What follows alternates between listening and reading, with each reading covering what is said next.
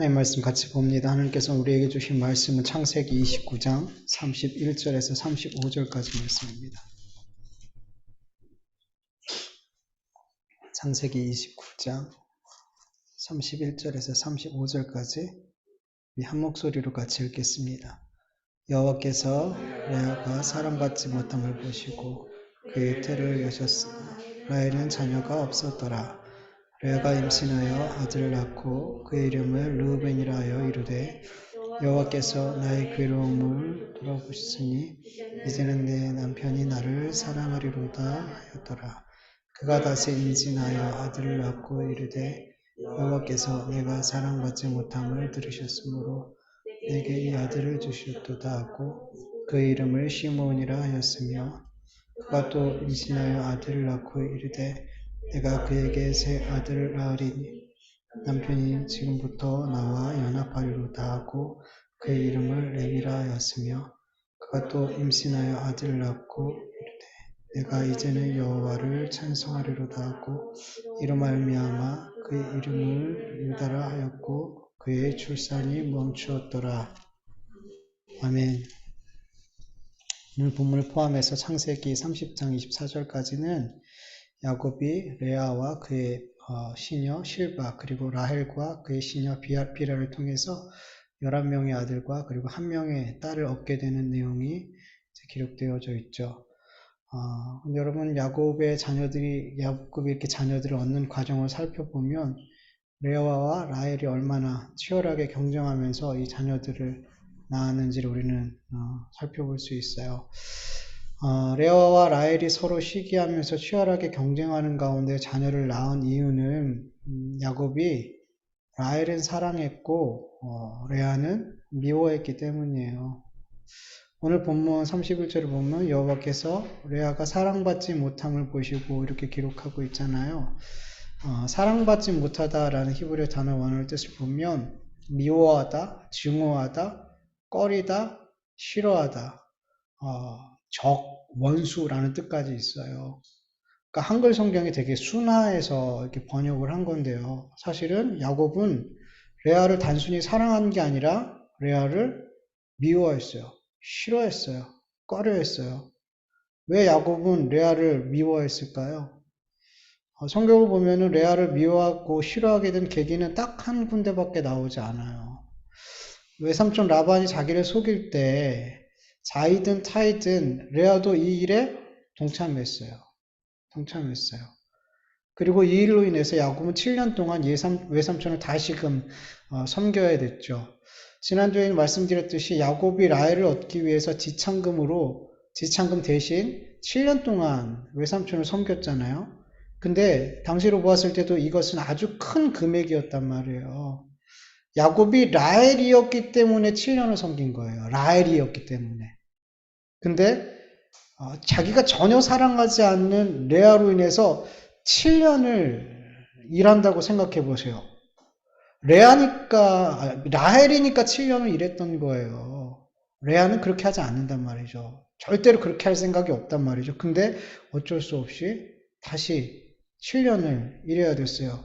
이 7년이라는 시간은 라헬을 얻기 위해서 일했던 그 7년의 시간과 분명 달랐을 거예요. 훨씬 더 힘들었을 거고 훨씬 더 시간이 안 갔을 거예요. 네. 분명 이 일이 있기 전까지 야곱은 레아에 대한 어떤 미움이나 싫어하는 마음 이런 게 없었을 거예요. 그런데 이 일 이후에 야곱의 마음에는 레아가 이렇게 미운 마음이 이렇게 들어온 거죠.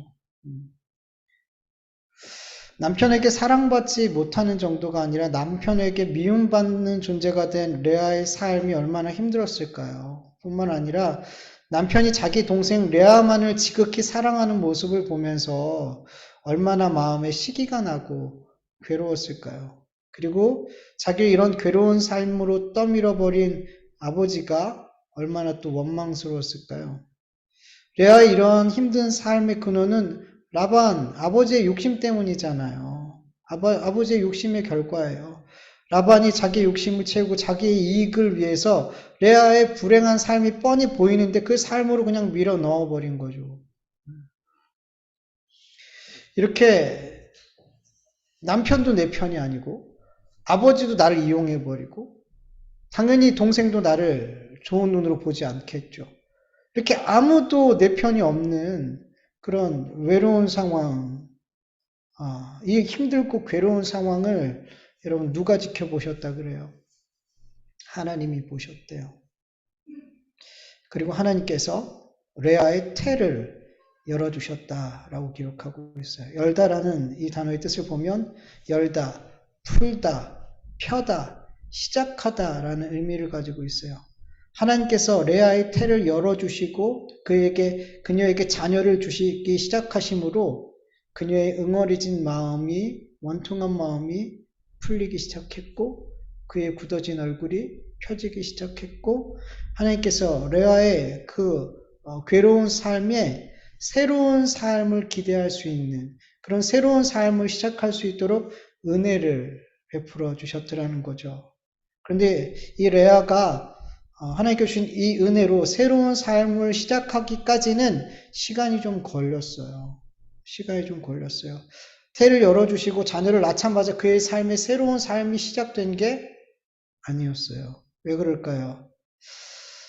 여러분 하나님께서 레아의 태를 열어주시고 그녀에게 주시고자 하는 새로운 삶이 여러분 어떤 것이었을까요? 그리고 레아는 하나님께서 자기의 태를 열어주실 때 어떠한 새로운 삶을 기대했을까요? 분명한 것은 하나님께서 레아에게 주시고자 하는 새로운 삶과 레아가 기대한 새로운 삶은 달랐어요. 달랐어요. 여러분 이게 하나가 되어질 때 하나님께 맞춰질 때 비로소 새로운 삶이 시작이 되는 거예요. 그렇게 되기까지는 새로운 삶이 시작이 안 돼요. 여러분 레아가 아들을 낳고 이름을 짓는 것을 보면서 레아가 하나님의 은혜로 태가 열려졌고 아들을 낳게 됐을 때 어떠한 삶을 기대했는지 우리는 그 이름들을 보면서 알 수가 있죠. 첫 번째 아들이 뭐예요? 이름이 뭐예요? 르우벤으로 지었어요. 보라, 아들이다. 봐라, 내가 아들을 낳았어. 내가 야곱의 아들을 낳았어. 그게 이름이었어요. 르우벤을 낳고 레아는 이렇게 말해서 32절을 보면 하나님께서 나의 괴로움을 돌보셨으니 이제는 내 남편이 나를 사랑하리로다 하였더라. 레아는 르우벤을 낳고 하나님께서 내 이 괴롭고 외로운 삶을 돌보셨구나. 그렇게 고백을 했어요. 깨닫게 된 거야. 하나님께서 이 외롭고 힘든 삶을 보고 계셨구나. 여러분, 하나님께서 내 힘들고 괴롭고 고단한 삶을 돌보실 때, 그리고 내 삶에 은혜를 베풀어 주시고 내 삶을 위로해 주실 때, 이것이 하나님의 위로구나, 하나님의 은혜구나라고 깨닫는 게 참 중요하죠. 근데 더 중요한 거는 하나님께서 나에게 왜 이렇게 나의 삶을 돌보시고 나에게 위로를 베풀어 주시고 은혜를 베풀어 주셨는지 그 이유를 아는 게 더 중요해요. 이게 너무 중요하단 말이에요. 하나님께서 내게 은혜를 베풀어 주신 그 이유를 알아야지 이 은혜가 은혜로 받아지게 돼요. 이 은혜가 은혜가 된단 말이에요. 여러분 하나님께서 나에게 주신 은혜를 은혜로 받지 못하는 거 이거 정말 큰 문제거든요. 왜냐하면 하나님의 은혜를 은혜로 못 받으면 그 은혜가 오히려 나의 삶을 더 힘들게 만들어요. 여러분 레아는 자기가 아들을 낳았을 때 하나님께서 자기의 삶을 돌보시고 은혜를 베풀어 주시고 위로를 해주고 계심을 깨닫게 되었죠. 그런데 왜 하나님께서 자기에게 이렇게 은혜를 베풀어 주셨는지 이렇게 자기에게 자기의 삶을 돌보아 주셨는지 그 이유에 대해서는 몰랐어요. 그래서 하나님의 은혜가 자기에게 임할 때 하나님께서 레아의 삶에 허락해 주시고자 하는 새로운 삶이 아니라 자기가 원하는 새로운 삶을 기대하게 되더라는 거죠. 레아가 기대한 삶, 하나님께 은혜를 주셔서 태를 열어주시고 아들을 주시는 이 은혜를 받고 그가 기대한 삶은 뭐였냐면 남편에게 사랑받는 삶을 기대했어요.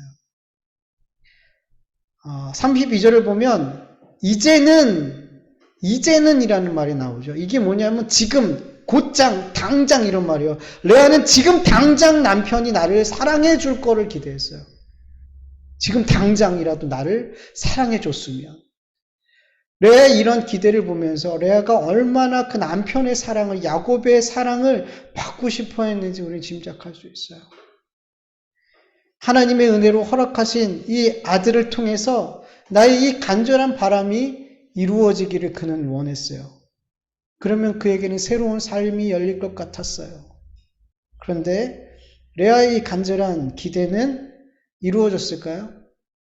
안 이루어졌어요. 자기가 처음으로 야곱의 아들을 낳았음에도 불구하고 야곱은 자기를 사랑해주지 않았어요. 아니요. 미워했어요. 여전히. 그걸 어떻게 할 수 있냐면 레아가 하나님께서 또 태를 열어주셔서 두 번째 아들을 낳았어요. 그 이름을 시므온이라고 이렇게 지었죠. 시므온이라는 이름은 들으심, 듣다, 들으셨다 이런 뜻이에요. 왜 두 번째 아들의 이름을 들으심이라고 지었을까요? 33절 보면 여호와께서 내가 사랑받지 못함을 들으셨으므로, 사랑받지 못하다라는 앞에서 얘기한 것처럼 미워하다, 증오하다, 꺼리다, 싫어하다 이 말이에요. 내가 여전히 야곱에게 미움을 받고 있는 것을 보셨음이 아니에요. 들으셨으므로. 하나님 보셨다라고 표현하지 않아요. 들으셨다 그래요. 그럼 어떻게 이해할 수 있어요? 자기가 계속해서 야곱에게 미움받고 있었기 때문에 그것에 대해서 자기의 이 힘든 삶에 대해서 레아가 하나님 앞에 기도했더라는 거예요. 그리고 그 기도를 하나님께서 들으시더라는 거죠. 그리고 그 응답으로 누굴 주신 거예요? 시므온을 주셨어요. 그래서 하나님께서 내 기도를 들어주셨구나. 이 고난의 삶을 기도했더니 하나님께서 들어주셨구나. 그래서 들으심이라고 둘째 아들의 이름을 지은 거죠. 하나님께서 내 기도를 들어주시고 나의 고난받는 삶을 알아주셨어요. 그리고 둘째 아들을 주셨어요. 그런데 여러분, 레아의 삶이 바뀌었을까요? 두 번째 아들까지 낳았는데 이제는 야곱이 자기를 좀 사랑해 줄 만도 한데 그렇지 않았어요. 레아는 여전히 사랑받지 못했어요. 마음이 점점점 무너져 내려가겠죠. 그 기대가, 남편에게 사랑받고 싶은 그 기대가 아들을 낳고 또 낳았는데도 불구하고 그 기대가 자꾸만 무너지는 걸 보면서 얼마나 더 괴로웠을까요? 하나님께서는 또다시 태를 열어주셔서 세 번째 아들을 주셨어요. 그 세 번째 아들이 이름이 뭐죠? 레위라고 지었어요. 연합. 세 번째 아들을 낳고 레아는 또다시 기대를 하게 돼요. 34절에 보면 어떤 기대를 할까요? 내가 그에게 새 아들을 낳았으니 내 남편이 지금부터 나와 연합하리로다. 연합하다라는 히브리어 단어의 뜻을 보면 연합하다, 결합하다라는 의미도 있는데 집착하다, 빚지다라는 의미도 있어요. 연합하다라는 의미로 해석하면 말 그대로 레아가 야곱과 부부로서 어떤 하나됨, 연합됨을 그가 기대했더라는 거죠. 그런데 여러분 공동번역이나 새번역을 보면 34절을 이렇게 해석해요. 이렇게 번역해요. 그가 또 임신을 하여 아들을 낳았다. 그는 속으로 내가 아들을 셋이나 낳았으니 이제는 남편도 별 수 없이 나에게 단단히 매이겠지 하면서 아이의 이름을 레위라 하였다. 여기서 연합이라는 단어를 뭘로 해석했냐면 매이다라고 해석을 했단 말이에요. 그러니까 이 공동번역이나 새번역은 이 연합이라는 단어의 의미를 마치 빚을 준 사람에게 빚진 자가 이렇게 매이잖아요. 채무관계로 매이잖아요. 그런 것처럼 레아는 야곱이 자기에게 그렇게 매일 거라고 기대를 했더라는 거예요. 그렇게 자기에게 집착하고 자기에게 매였으면 좋겠다라는, 내가 아들을 셋이나 낳았으니 이제는 그 책임감 때문이라도 나한테 좀 매여야 되지 않겠어? 이런 기대를 했을 거라는 거죠. 뭐 어떻게 해석하든 레아는 이 세 번째 아들을 낳고서 이전과는 조금 다른 기대를 갖게 됐어요. 이전까지만 해도 남편이 나를 라헬처럼 사랑해줬으면 하는 기대가 있었는데, 지나고 보니까 이게 돼요, 안 돼요? 안 되는 거예요. 이게 현실적으로 내가 라헬처럼 남편의 사랑을 받는 거는 안 되는 일이구나. 그러니까 아들을 낳고 나면서 이게 이제 확실히 오게 된 거죠. 확실히 깨닫게 된 거죠. 그러면 내가 야곱의 부인으로서 그 자리는 내가 좀 인정받았으면 좋겠다. 내가 야곱의 아이를 셋이나 낳았으니 이제는 부부로서 나를 좀 받아줬으면 좋겠다. 아내로서 나를 좀 받아줬으면 좋겠다. 아버지의 책임감을 가졌으면 좋겠다. 뭐 이런 여러 가지 이런 기대를 이제 갖게 된 거죠. 근데 이러한 기대도 이루어지지 않죠.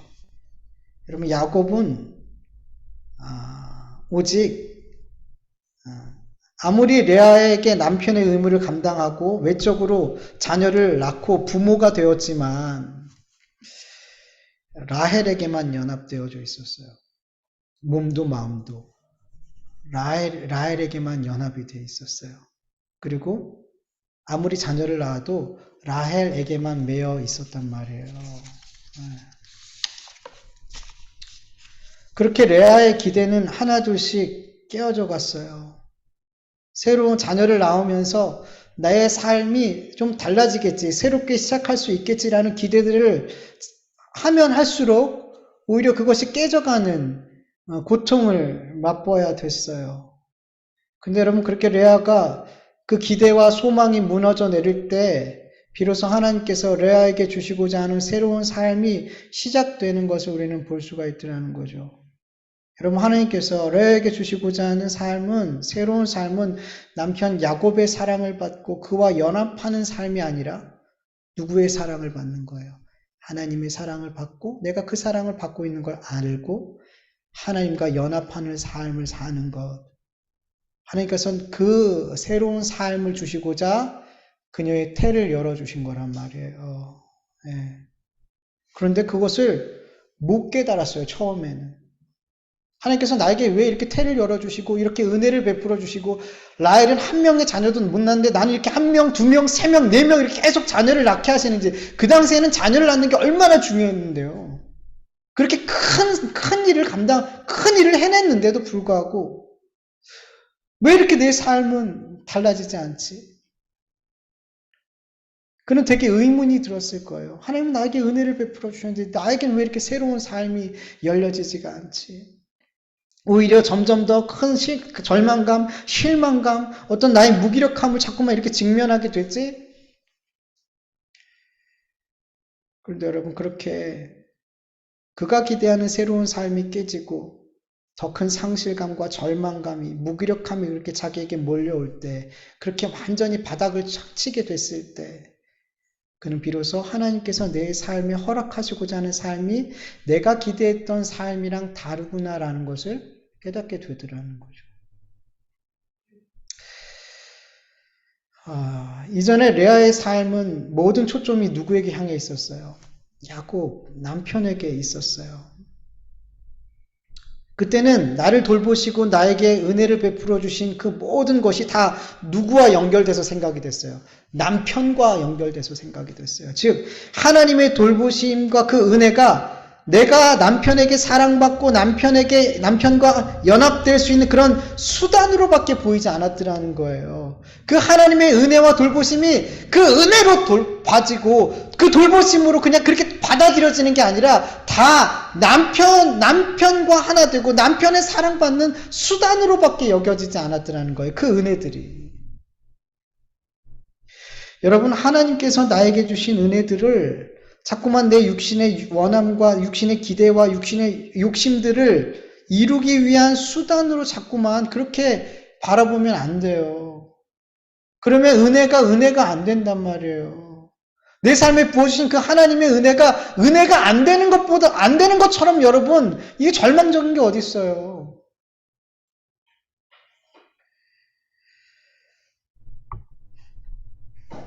그런데 남편의 향해 있던 그 초점이 자꾸만 나의 기대가 무너지는 그런 상황들을 계속 반복해서 겪으면서 남편에게 있던 그 초점이 점점 누구에게로 향해요? 하나님께로 향하게 돼요. 그리고 비로소 하나님께서 나를 돌보시는 그 돌보심 자체를 보게 되더라는 거예요. 하나님께서 나에게 베풀어 주신 그 은혜 자체를 보게 되더라는 거예요. 그래서 이제 하나님께서 나를 돌보시고 은혜로 주신 이 아들들을 더 이상 남편에게 사랑받고 남편과 하나 되는 그 수단으로 여기지 않게 됐더라는 거예요. 여러분, 그 자녀들은 하나님의 은혜의 증거잖아요. 나를 돌보시는 증거잖아요. 이것 자체가 이제 이것이 남편에게 무언가를 얻어내기 위한 내 삶이 좀 남편의 사랑을 받고 뭔가 이렇게 달라지는 그런 수단으로서의 아들이 아니라 하나님의 은혜로서의 아들로 보여지더라는 거죠. 내 삶의 초점이 남편이 아닌 하나님을 향하게 됐을 때 레아는 네 번째로 주신 그 아들의 이름을 유다라고 짓게 돼요. 비로소 유다. 35절에 보면 레아가 이렇게 고백하죠. 내가 이제는 여호와를 찬송하리로다. 더 이상 남편과 엮이지 않아요. 내가 이 아들 때문에 그러니까 야곱의 사랑을 받았으면 좋겠다. 내가 이 아들 때문에 남편과 연합됐으면 좋겠다. 남편이 나에게 좀 매였으면 좋겠다. 이런 기대를 하지 않더라는 거죠. 그저 하나님 감사합니다. 하나님의 은혜로 주신 이 자녀 하나님 감사합니다. 하나님 찬양합니다. 은혜로 받더라는 거예요. 네 번째 아들을 받았을 때 비로소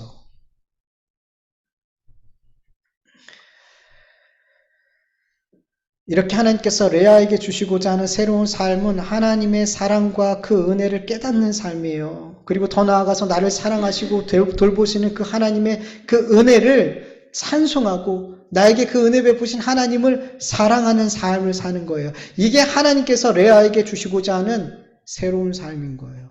그의 태를 열어주신 이유인 거예요. 여러분, 하나님께서 저와 여러분의 삶을 보살펴 주시고 우리에게 은혜를 베풀어 주셨을 때 이것이 하나님께서 주신 은혜구나.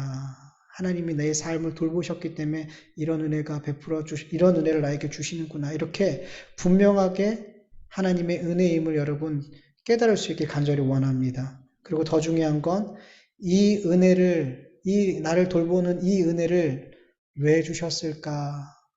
그 이유를 분명히 아셔야 되는 거예요.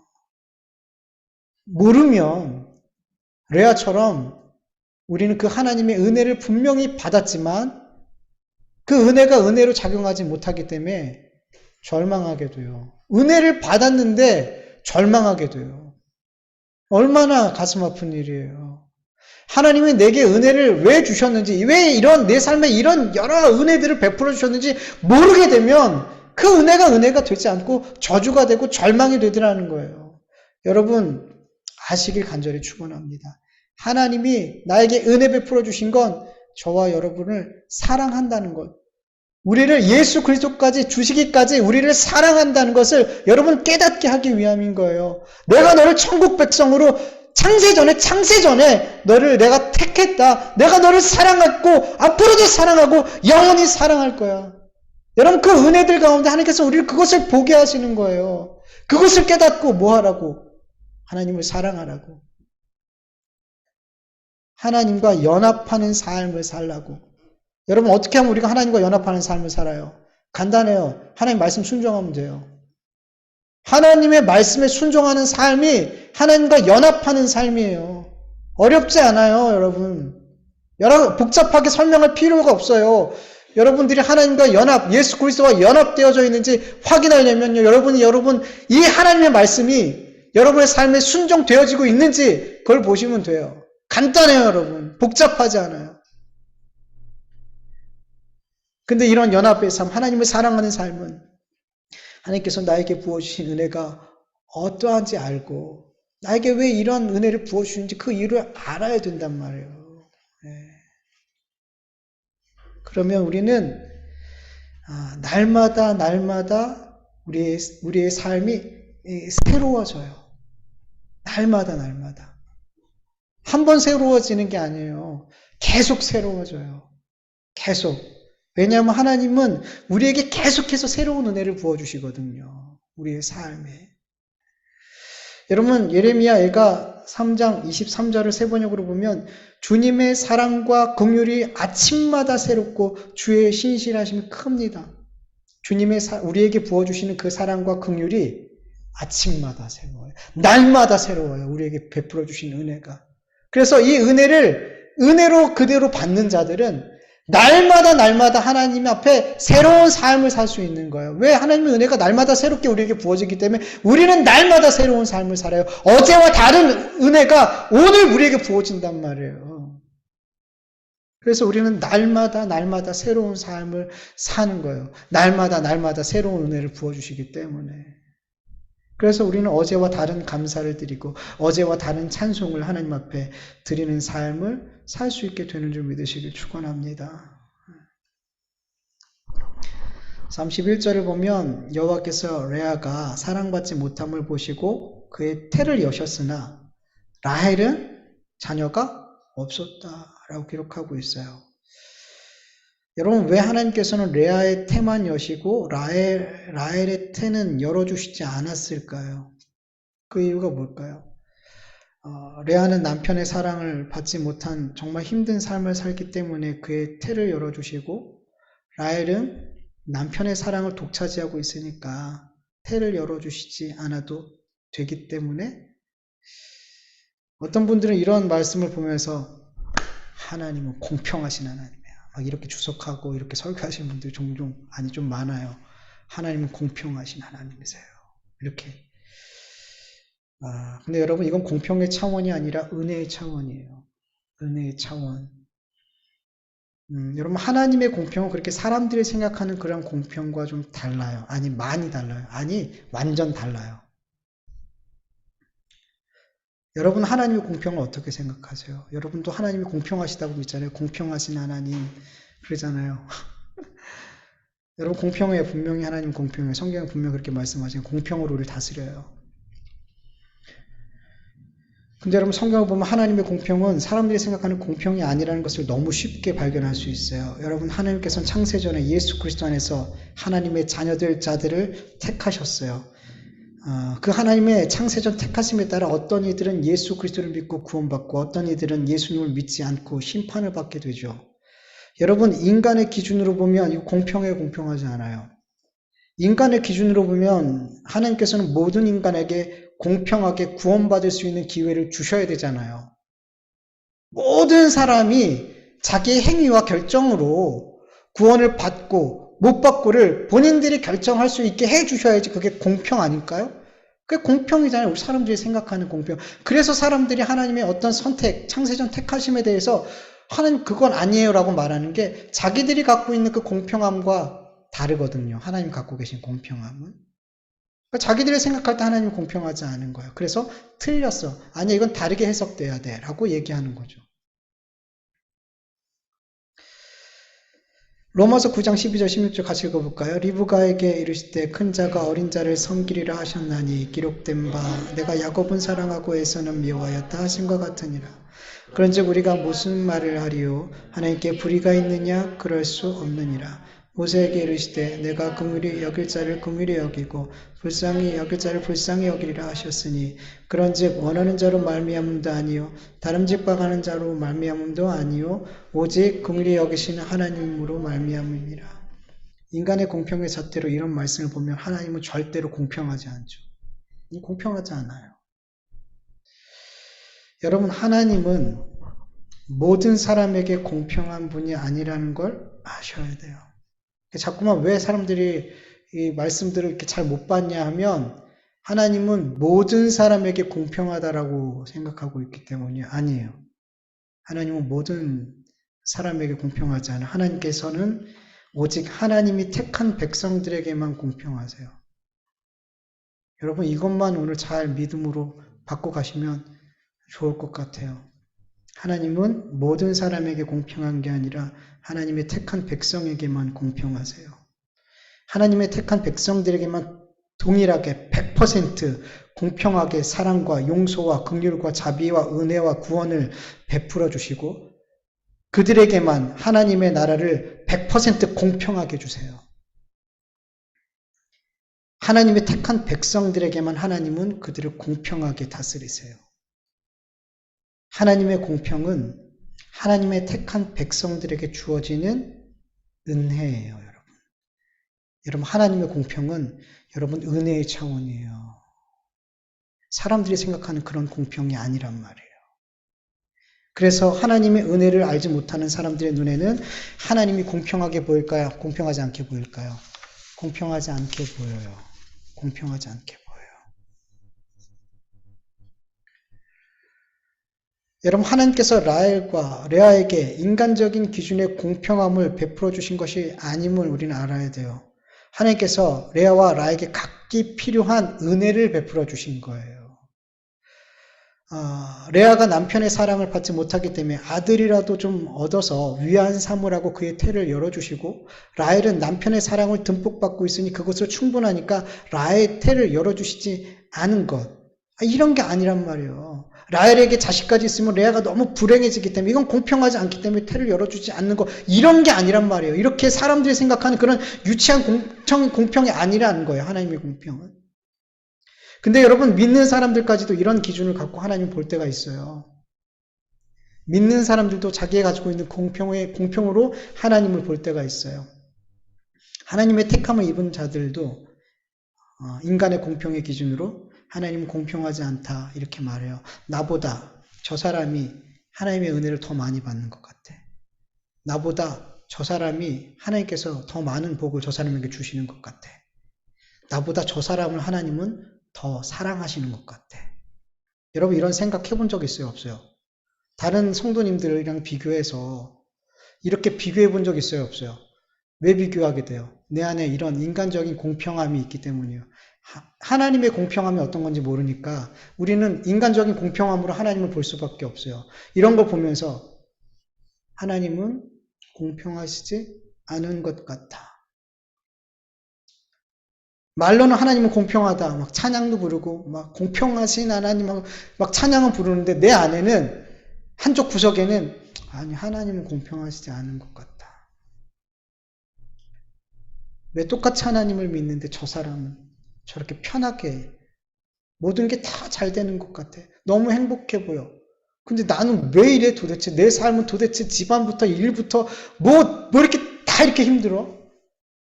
나도 똑같이 하나님 사랑하고 믿는데 왜 하나님은 저 사람에게 더 큰 사랑을 베푸시고 복을 주시고 은혜를 주시는 것 같지? 정말 하나님은 공평하신가? 공평하세요, 여러분. 하나님의 택한 자녀들에게 하나님은 동일하게 그 은혜와 그 사랑과 그 복을 부어주고 계심을 여러분 믿으시길 축원합니다. 여러분, 왜 하나님께서 우리에게 주신 은혜와 하나님 택한 백성들에게 주신 은혜와 사랑과 복의 크기가 다르지 않고 동일할까요? 왜 공평할까요? 우린 그렇게 보이지 않는데. 여러분, 하나님께서 하나님의 백성을, 택한 백성을 다 각기 다르게 창조하셨죠. 여러분, 나와 같은 사람이 세상에 있어요, 없어요? 이 세상에 지우연은 하나밖에 없어요. 송찬미도 하나밖에 없어요. 하지영도 하나밖에 없고, 한정준도 하나밖에 없고, 조창만도 하나밖에 없어요. 하나밖에 없는 존재로 만드셨어요, 하나님은. 다르다는 거예요. 그래서 하나님께서는 이 하나님의 택한 백성들을 반드시 이 땅에 사는 날 동안 하나도 남김없이 하나님의 나라로 인도하시고 하나님의 나라를 유업으로 받을 자로 만들어 가시는데 다 다르게 만드셨어요. 그래서 그들을 하나님의 나라로 인도하시는 방법이 다 달라요. 다 다른 거예요. 그 사람을 하나님의 나라까지 인도하기 위해서 꼭 필요한 은혜를 그 사람에게, 꼭 필요한 복과 꼭 필요한 사랑을 그들에게 부어주신단 말이에요. 우리 인간의 눈에는 그것이 공평하지 않게 보이더라는 거죠. 근데 아니에요. 그 삶을, 그 삶에 그 은혜를, 그 복을, 그 사랑을 부어주셔야지 그 사람은 결국 하나님의 나라를 유업으로 받게 되는 거예요. 저 사람이 받는 복을 내가 받으면 안 되는 거예요, 여러분.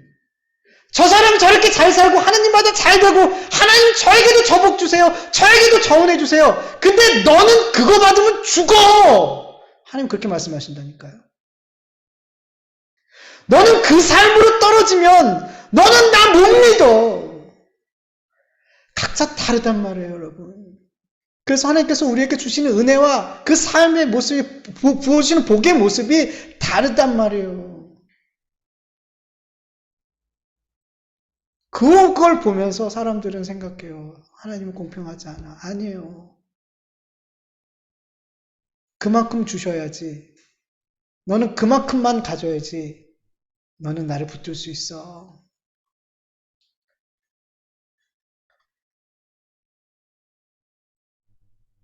여러분 다시 한번 질문할게요. 여러분 하나님은 공평해요? 안 공평해요?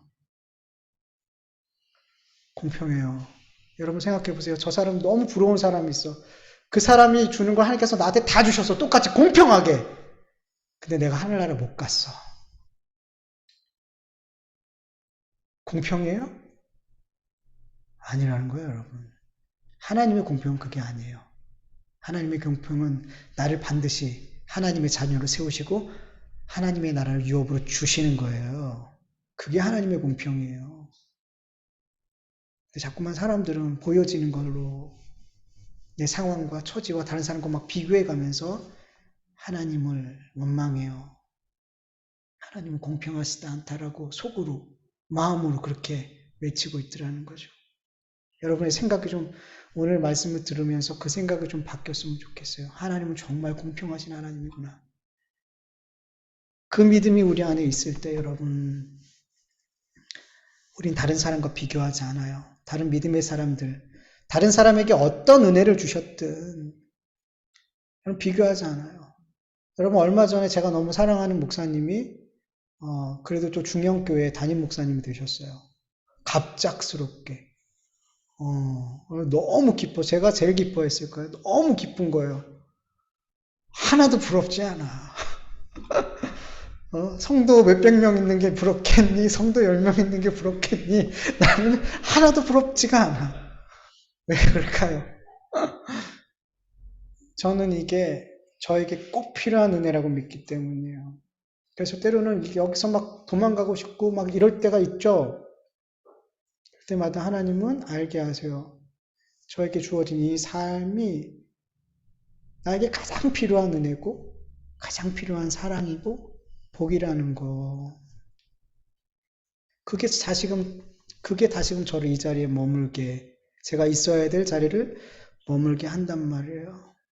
여러분, 하나님은 정말 우리를 사랑하시고 그 택한 백성들은 100% 공평하게 대하세요. 여러분 그것을 믿으세요. 그걸 믿을 때 내 삶에 하나님 앞에 원망할 일이 없어요. 누군가 비교해서 원망할 일이 생기지 않아요. 하나님은 공평하시니까. 정말로 공평하시니까. 여러분 안에 이 믿음이 오늘 분명하게 새겨졌으면 좋겠어요. 하나님은 공평하신 하나님이에요. 레아도 라헬도 이건 인간적인 공평을 위해서 그렇게 주신 게 아니라는 거죠. 은혜의 차원에서. 그들을 하나님의 사람으로 만들어 가시기 위한 다른 방법일 뿐인 거예요. 그런 하나님이에요. 우리 하나님은 그런 하나님이에요. 얼마나 좋으신 하나님인데요. 어딜 인간의 공평, 인간의 사랑에 비교해서 하나님을 이해하면 여러분, 그거는 정말 하나님을 모독하는 거예요.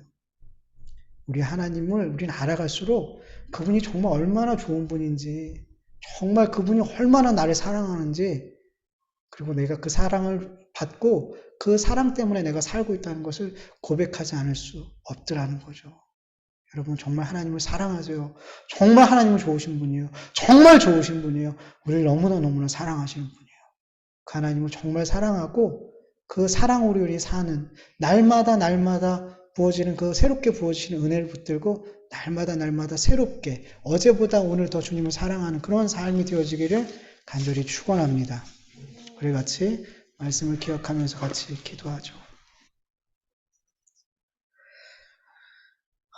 하나님 아버지 감사합니다. 오늘도 이렇게 하나님 앞에 귀한 예배 올려드리게 해주시면 감사합니다. 하나님은 너무나 좋으신 분입니다. 내가 얼마나 악하고 죄 많고 연약한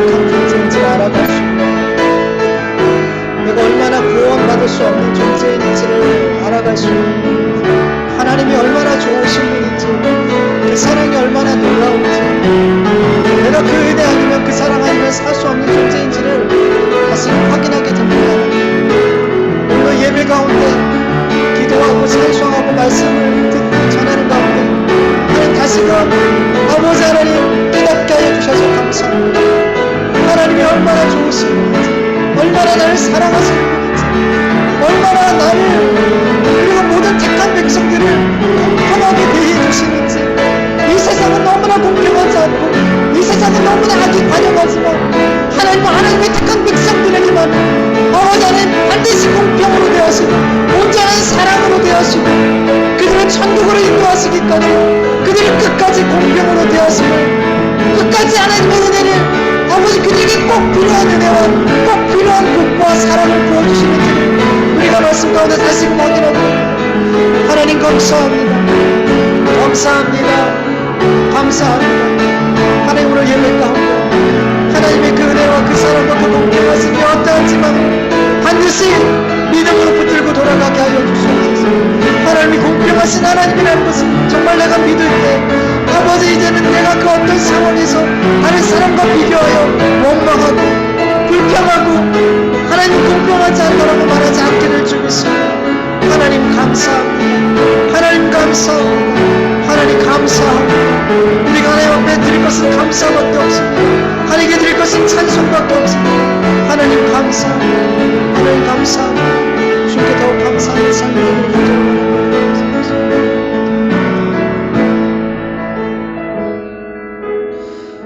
하나님 감사합니다. 오늘도 하나님 앞에 이렇게 예배할 수 있게 하심을 감사합니다. 모든 것이 하나님의 은혜인 줄 믿습니다. 하나님 아버지, 오늘도 하나님의 말씀을 우리가 나누었습니다. 이 주신 말씀 가운데 한 말씀 한 구절이라도 내 마음에 믿음으로 받아지고 이 믿음으로 받아진 말씀이 더 깊이 깨달아지고 내 삶 속에 순종의 삶으로 나타날 수 있는 은혜를 베풀어 주시옵소서. 아버지 하나님, 하나님께서 우리에게 은혜 주시는 것은 우리에게 날마다 새로운 삶을 열어주시기 위함인 줄 압니다. 그리고 결국엔 우리를 하나님의 나라로 인도해 주시기 위함인 줄 우리가 압니다. 하나님, 우리가 이것을 알고 깨닫고 하나님의 은혜를 절대로 내 육신의 기대와 육신의 욕망을 이루기 위한 수단으로 여기지 않도록 도와주시옵소서. 은혜를 은혜로 받을 수 있는 그런 우리 한 사람 한 사람이 되게 하여 주시옵소서. 그 은혜가 은혜로 받아들여질 때 하나님이 나를 얼마나 사랑하시는지, 하나님이 얼마나 나를 위해 주시는지, 얼마나 나의 편이 되어 나를 위해 싸워주시는지 이 모든 것을 다 믿게 될 줄 믿사오니 그 은혜를 알아갈수록 우리는 주님을 위한 삶을 살 수밖에 없을 줄 믿습니다. 하나님, 특별히 우리가 하나님의 공평하심을 말씀을 통해 깨닫게 하여 주셔서 감사합니다.